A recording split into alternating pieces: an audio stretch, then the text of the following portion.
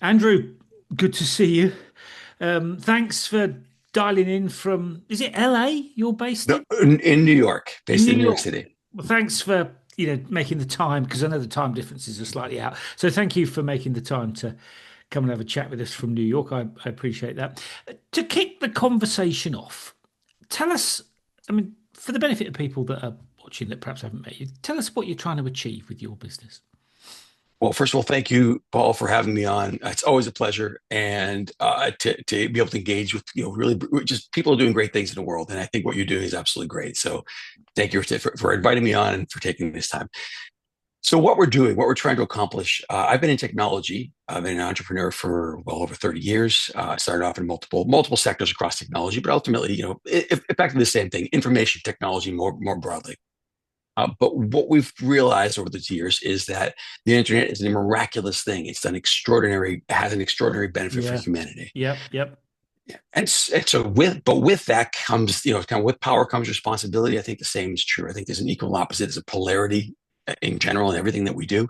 And what we want to do because of the internet being what it is and artificial intelligence, large language models kind of taking the lead on AI, their incredible utilities on their tools more than anything else. I know there's a lot of talk about their sentience and all that kind of stuff, and it remains to be seen. But ultimately, we are in a relationship with technology, and now that relationship is becoming extremely intimate.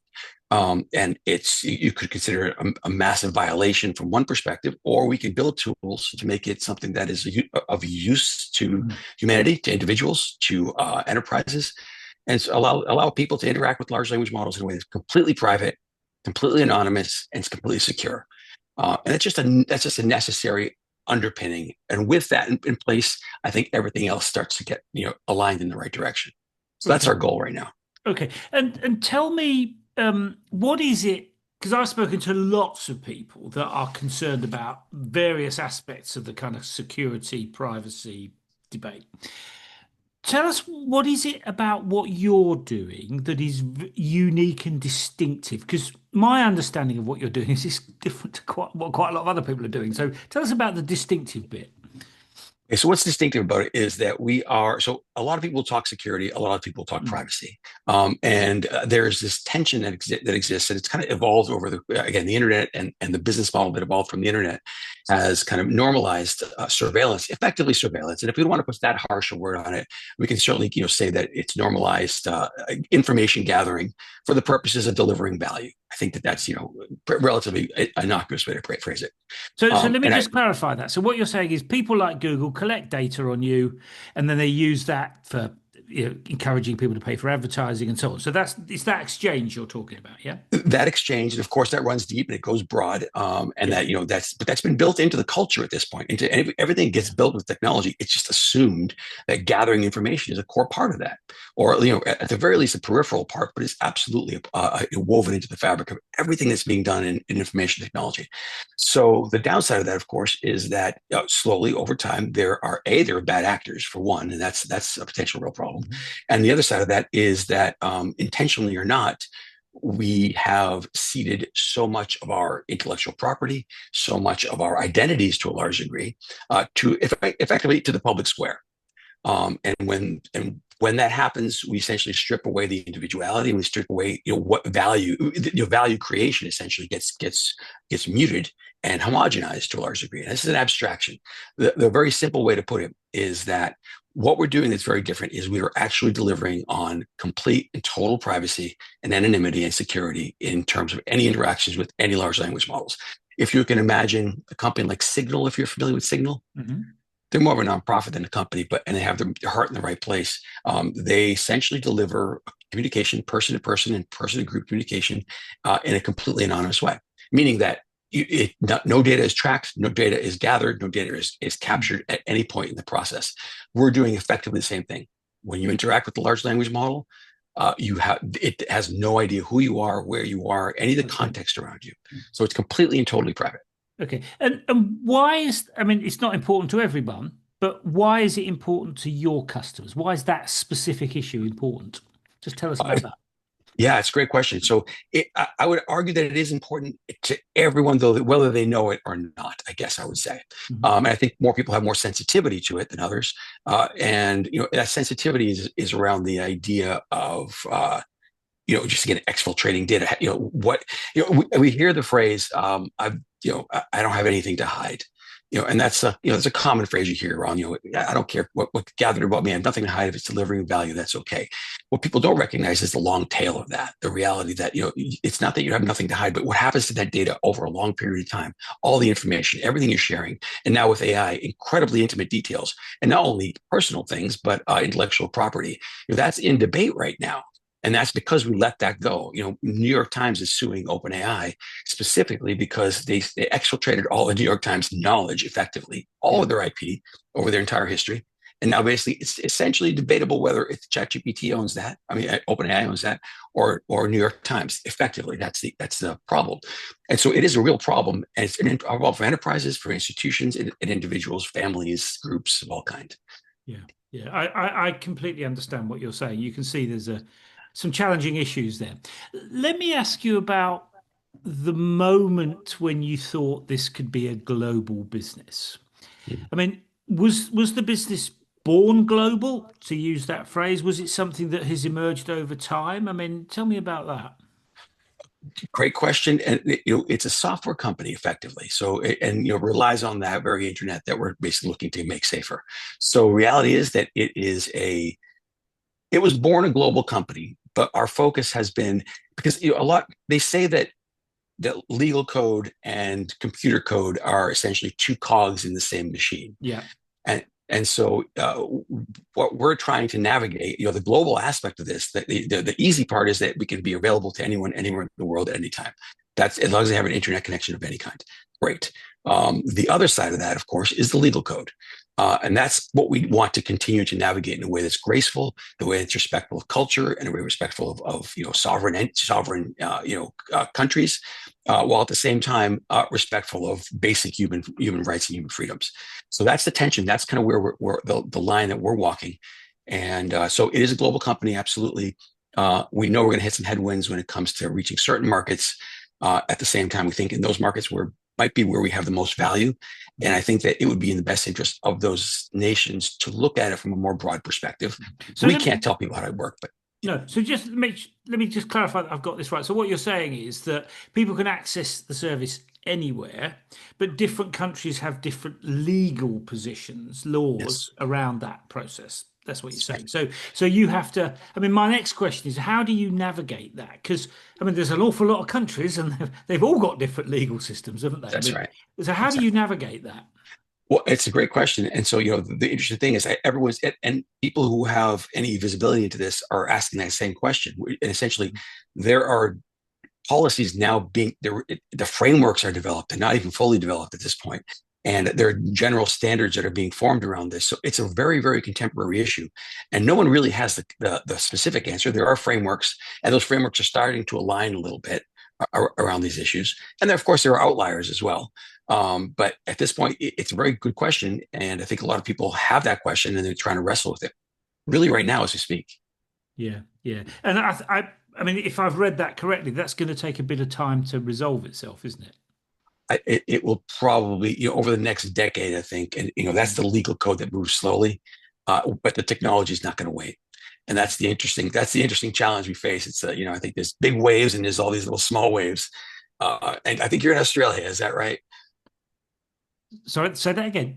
You're in Australia. Is that right? No, UK. I'm in the UK. UK, Oh, the other UK. I don't side know of the why I thought. pond.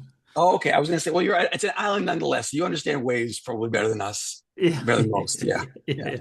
So let me ask you. I mean, you're successful now. Was there ever a moment? Because I know you've been on a bit of a journey. Was there ever a moment when you thought, "Oh, things could go the other way"? Every even today, honestly, waking up every day, it is exactly that. I mean, honestly, it's such a privilege, honestly, Paul, to be able to have that as a challenge, to have high stakes as a challenge. I think that's a real privilege in the world. Not to say, in the position that I'm in, I think I'm very fortunate Yeah. compared to many, anyways. You're working hard, putting all the work in, really kind of being humble as you as I approach these things, it's really important for me to continuously remember. But it's an everyday, remarkably, no matter what stage I've been at, it's a remarkably everyday kind of struggle Yeah. I to mean, make sure you're doing the right thing. yeah, people describe it to me as a bit of a roller coaster. You have good Yeah. days and you have days that aren't so good. What is it that motivates you to kind of get up every morning and ride that roller coaster? Because it's quite hard. It's a tough gig being the CEO. Well, that's so it's interesting because once you take that responsibility, you have a responsibility to others. I think Yeah. more than anything else, that's the key. People believe in what you share something with people, they buy off on it, they sign off on it, and they say go to it. Now it's up to you to carry your piece, and I'll carry mine. And especially when they're carrying theirs with such excellence, there's nothing you could do but show up every single day and do your absolute best work. You have to. Yeah. They are, so you have to. Yeah. And is there anything about that that has surprised you and you thought, oh God, I didn't realize I'd be doing this? I mean, or have you had anything, is there anything about the experience of being the CEO on that journey that has been really, unexpected, surprising, different? Well, I would say, it's interesting because you grow up with a myth of, leadership and what it is to be a CEO. I grew up in a relatively poor family, really, and my parents did well as we got older. They actually, worked together as a family, and they bought a shop, and from there they ultimately did well, but certainly it was a struggle for them. And so and they didn't know, they had no education whatsoever, and so you learn a lot from that process. They kind of threw their hearts into it, and the idea was that you pretty much have to do everything always. But that's at the same time, the challenging part of that, I guess the surprising part is the kinds of what everything really means, Yeah. which is, there's no glamour. There's zero No, glamour, I would no. say.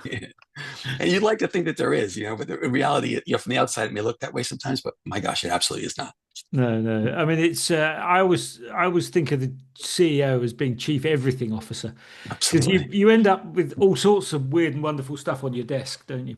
Um, Absolutely. Yeah. Let me The ask. problems, effectively. Yeah. Yeah, that's right. The Yeah. problems that other people can't sort out, they land on Yeah. you, don't they? Tell me about the kind of. I want to get into the strategy piece now. One of the things that's interesting is how you work out the way forward. So how do you cut through the noise? Well, of which there's loads of stuff to distract people and say, we need to go there. Because ultimately that's part of the CEO's job is to define the direction, isn't it? I mean, what's your take on that?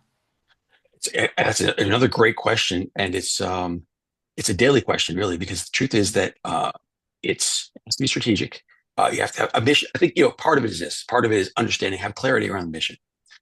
Understand that, what exactly is that you're doing. What is it that you're doing? What's the purpose of that? What's the value of that? Not only to customers, but just to the world in general. Really having a broad picture on it and actually narrowing that focus down. So I've been very, again, with this particular company, but in general in my career, I've been fortunate enough to have a good mission alignment. And then the execution side of that, of course, becomes the challenge. But really, it becomes, I think that's the biggest piece, is to really kind of look at the North. They call it the North Star. The idea is look at that North Star, and make sure you're aligned to that, and do and check the waypoints on an ongoing basis. If you're Yeah. talking about navigation. Yeah. I mean, it's interesting you make the point about implementation. I mean, it seems to me there's people don't fall down on not having a mission. They fall down on not getting the implementation right, don't That's, they? Or not that's right. aligning the implementation with the mission or whatever. Yeah. That's exactly it. Yeah. Let me ask you about the influences on you as a CEO. I mean, who or what has been the biggest influence on the way you approach the CEO's job? It's an ongoing thing. I think the key for me, anyways, is to learn from anyone who's accomplishing anything that is bigger than themselves. And that applies more. Yes, there are business people that are doing that. There are athletes that are doing that. There's clergy that's doing that. There's. I think anywhere we look, if we look to people who are operating in a kind of a mode of excellence, Mm. without being didactic about it, without kind of being all it's a challenge. There's no question. It's a humility around that. I guess it's Yeah. those two things. So the depends on the day to a large degree, but it is certainly that's a common thread. It's people in pursuit of excellence, they have a humble approach to it. It's not hubris. It's not ego driven, because it can't be. Not long term. No. And where would you put yourself as a CEO? Where would you say you're at? Good question. It's self-reflection on that issue is very difficult. I've been very, again, I would say that I'm very lucky with the people that I've managed to gather around me, or that, there's been a mutual attraction, I guess you could say, where, again, mission drives that. So I think that I'm a work in progress, and more than anything else, I'm a work in progress. I know that I have certain strengths that are good. I think, being able to align concept to vision to execution, that's kind of a strength. I guess I would say I'm proud of that, but it really has more to do with the people around me. I think, so my strength, my superpower is really identifying and being able to work with incredible people. Hmm. So that's, other than that, I think that it's everyday learning. Yeah, no. And your point about, excuse me, gathering the right people. Let's just touch on that because I think that's absolutely critical. You've got to get the right people on the bus. What's your take on how you do that?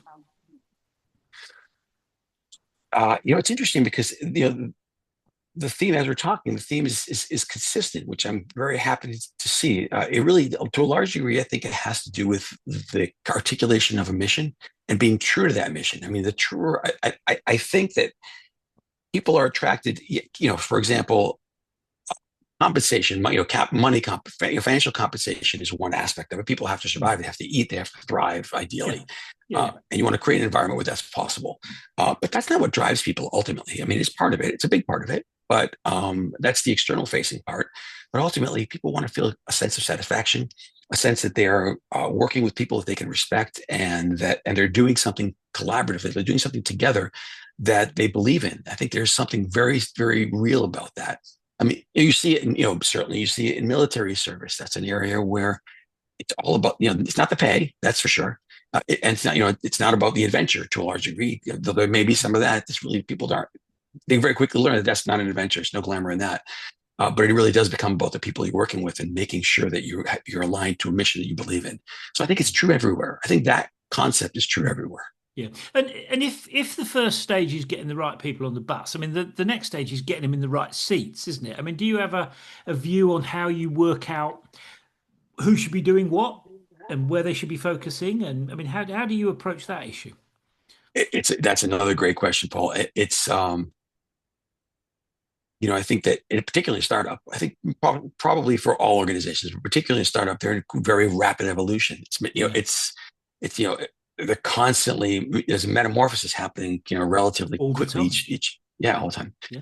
And roles are going to necessarily change. And that's why the concept of titles is a tricky one in the early stage company. Yeah. Yes, you have a very senior role, whatever that happens to be. CEO is a really good example of that. It's like one day it's this, the next day it's something else. Mm. You have to be adaptable, and there are certain things that begin to endure once you get some traction, once you get some real stability. Those things that endure, those operating functions that basically start to endure, are going to require infrastructure and kind of support underneath them, and therefore, that role changes very quickly. So I think that people have to be adaptable. I think you have to. That's an incredible part of the important part of the communication, is to say, look, roles will continue to evolve and change. The key is to have a shared mission, and evolve based on that. So, but the answer is that finding the right people that are adapt. Maybe that's one of the most important qualities: people that are smart Yeah. and agile and Yeah. adaptable. Yeah. It's easier said than done, though, isn't it? I mean, Absolutely. how do you test for that? Are you adaptable? Well, they're not going to say no, are they? So it's easy to say. It's more difficult to do, is my take on it. Let me ask you another Absolutely. question about the people thing. I mean, small team, global footprint. That means that if things get difficult, you've only got a small team to deal with whatever those issues are. I mean, what's your take on keeping people focused and motivated when things are tough? I mean, it's easy to run a team when things are easy or things are good. It's much more difficult when things get a bit bumpy. I mean, what's your take on that? Yeah, that's a great point. And all the technology tools in the world, though they are helpful, they're not. The human element is Yeah, critical in that. And it's, depending on the challenges, but effectively, abstractly, all the challenges are, they become human challenges very yeah, quickly. yeah, And I think that, children, I mean, To a large degree, again, it does become about that alignment to what is the purpose of what we're doing and do the best work we possibly can with whatever resources we have. I mean, it really does become that, adaptability, kind of solving for adaptability is probably the most important part of that. We're not going to get it perfect. There's no question about that. The only question is how can we communicate that to the people that we're serving, and how can we then basically, use the best, utilize each other's skill sets and utilize each other's resources in a way that's respectful and smart, because that goes a long way. We're not going to solve today's problems perfectly, but if we continue to do that right, at least over the long haul, you start to solve the problems and things get smoother, hopefully. Yeah, and I guess you look for people that have that element of resilience about them, that goes kind of Yeah, alongside the adaptability, doesn't it? yeah, yeah, yeah. I Because think it's tough. It can be tough for people. people think business is cold and it's impersonal. It's not true at all. It's extremely personal. It's extremely emotional. It's a very real thing that Yeah. you confront every single day. Yeah, so absolutely adaptability. I think you said it. Yeah, resilience is probably a better word than adaptability, even honestly. I mean, my views, they go together. I mean, That's true. go hand in hand, really. Let me ask you about, going into different markets. I mean, we were just talking before we started the podcast about how you're getting a lot of traction in India, for example. I mean, when I talk to people about market entry, on the one hand, you get people that say, I've got to do a load of research. I'm going to send people out there. I'm going to go on a trade mission. I'm going to meet people. I'm going to do a lot of upfront work. And then at the other end of the spectrum, you get people that say, I just follow demand. If we've got customers in India, we'll go to India. Right? Where are you on that spectrum? I mean, how do you see the process of going into a new market and the risks that that entails? I mean, give us your take on that issue. It's interesting because the way we're working, it's again a very extremely small team, and so it would be great to have the luxury of doing that kind of forward reconnaissance work. We don't have that ability No. right now. It would be great. I think it would be great. But at the same time, even having the resource, I don't know that would be the knowing our customer. We first of all we're creating something that's relatively new in an industry that's new without any real rules at this point. So Yeah. all of it is Yeah. it's a bit of a what we call the Wild West. Yeah. You're I'm sure you're making the familiar with it. rules, aren't you? You're making the rules. We're making the rules, and that it's because of that we have to carry that responsibility as well. Because Yeah. anything, if we do what we do and we succeed, we're going to actually change the rule set, or rather write the rule book.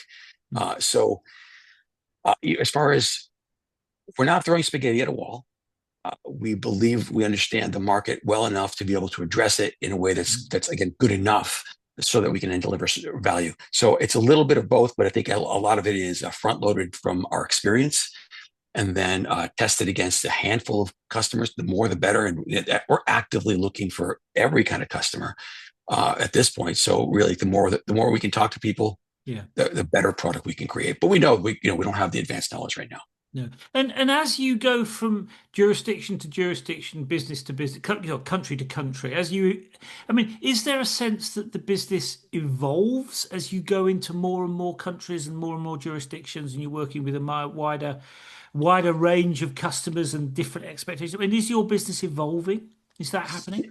It's very early to say, and it's. I think you raise an interesting point because we are a global company, no question, and we're going to enter as many jurisdictions as we possibly can. We're going to be as global as we possibly can, but that does bring up the point that as we're talking about it, the reality is we are to a large degree initially sticking to markets that we have in terms of our direct outreach, in terms of our kind of the most of our efforts, markets where we understand the rules a little bit better, where there are Yeah. some level of harmoniousness in terms of what we're doing and what we want, North America, Western markets in general. You say North America, Yeah. Europe, Yeah. places like that. Yeah. And I mean, doing business in New York, it's very different from doing business in London or Berlin or Paris. I mean, what about those kind of cultural nuances around doing things in different jurisdictions? I mean, what was your take on managing those? Because that's really the people. It's not so much the legislation, although that obviously is relevant, but that's really about people and expectations and cultural norms. I mean, what's your take on that? Because we are directly in remarkably as much as a technology company that as we are remarkably in the fine-tuned culture business Yeah, yeah, basically. Yeah, yeah, because get it is that. about the most intimate realities of life that we're dealing with. And again, the intellectual property side of that as well for companies. But and those are both incredibly sensitive issues. Each culture approaches those very, very differently. And so, what we try to do is not create a homogenous approach, but set a very high standard and allow that standard to kind of filter down into each jurisdiction, let's say, Yeah, in a way that's going to fit their. We want to be sensitive to culture. That's really important to what we do. But we really have a very clear mission in terms of, it's in some sense, our job is easier than let's say, Apple's job. We don't have to be everything to everyone. We just have to say, clearly articulate, if you want privacy and interacting with large language models with AI, human to machine privacy, then that's what we deliver. yeah. So it's a simple message. And in some sense, we're lucky that way. Sure. And you've touched on the kind of sensitivities. I mean, has that thrown up any particular ethical or environmental issues, perhaps, that have made it tricky? So as yet, for this company, as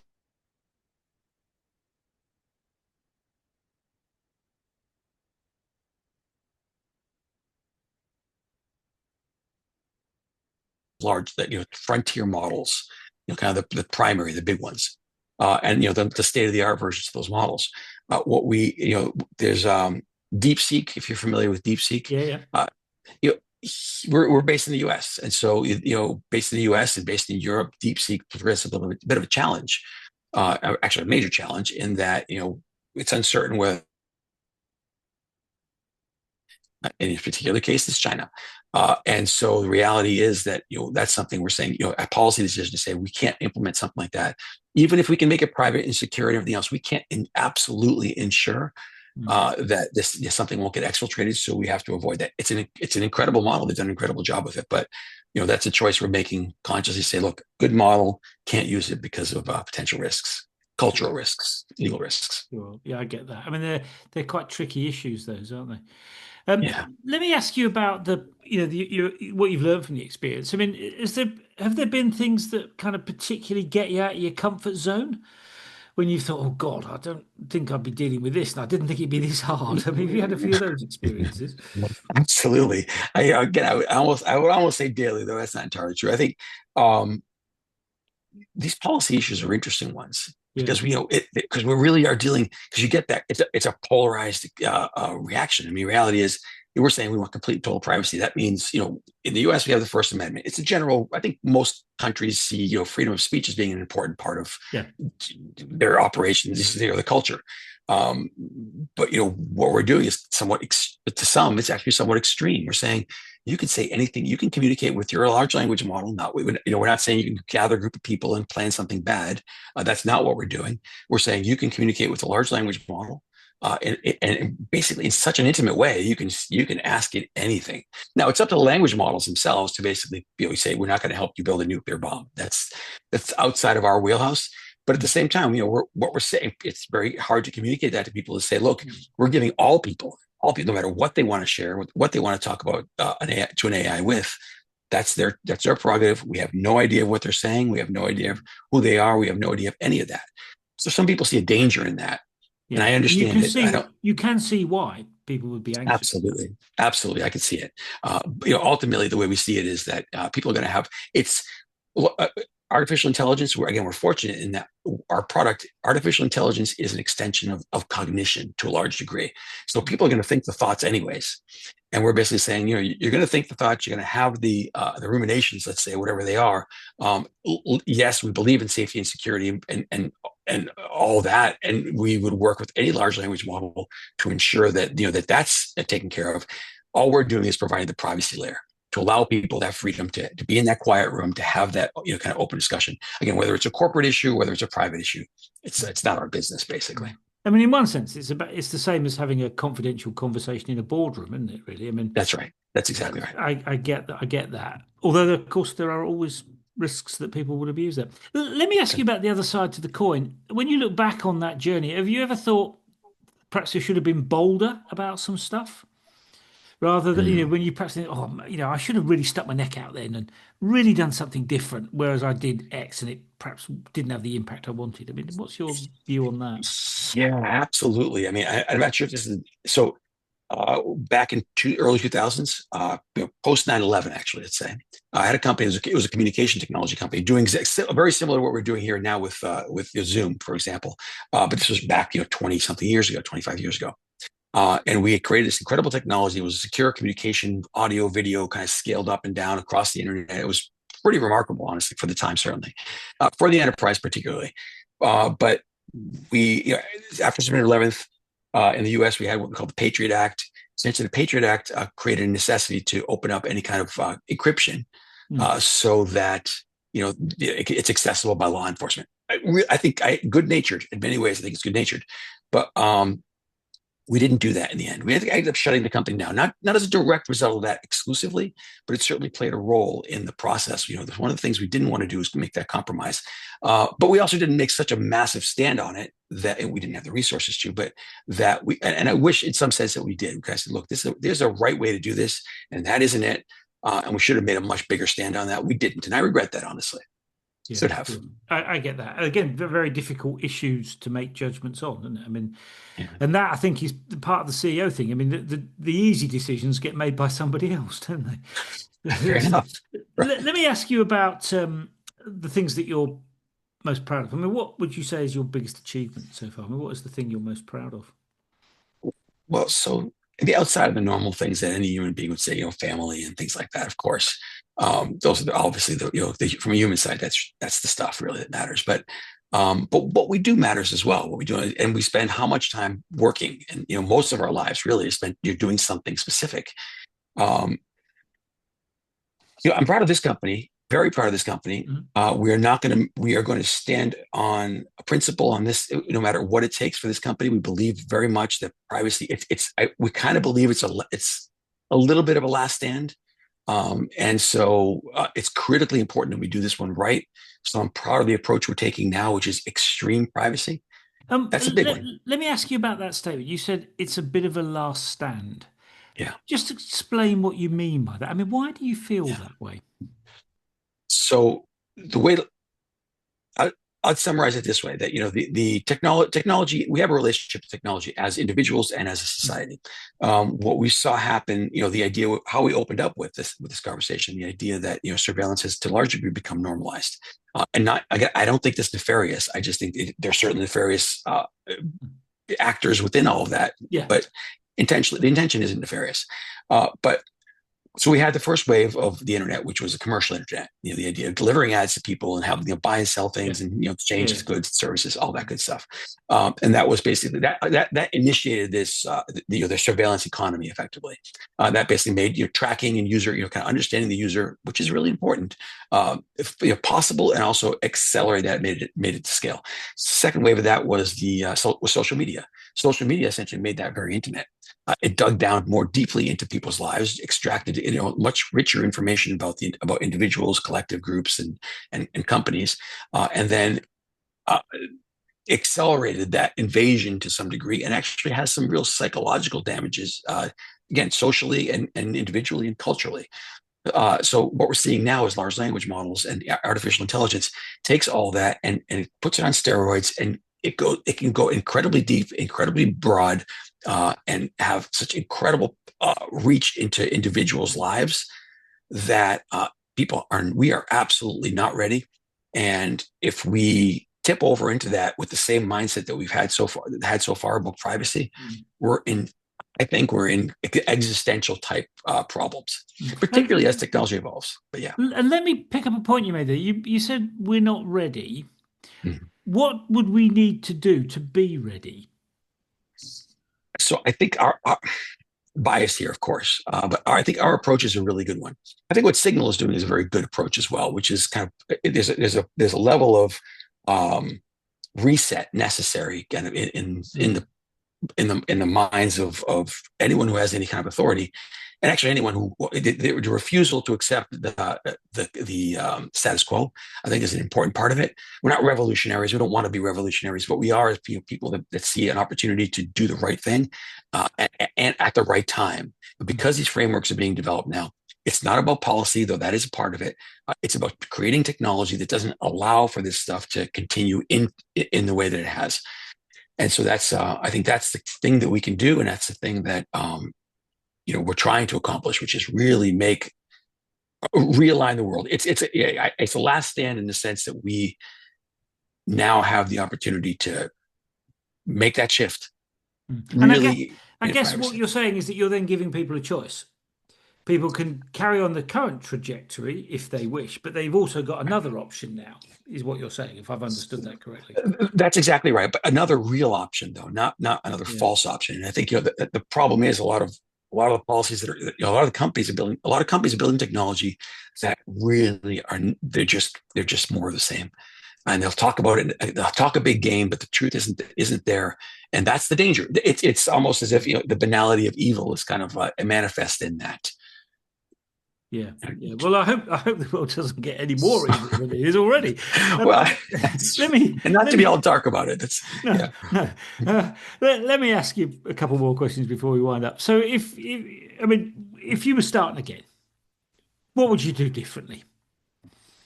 So does that mean with this company or just in I'm kind of particularly professional? interested in this company, but I mean, if you've got sort of observations from further Yeah. back, then I'm happy with that. But I'm particularly interested in this journey that you're on.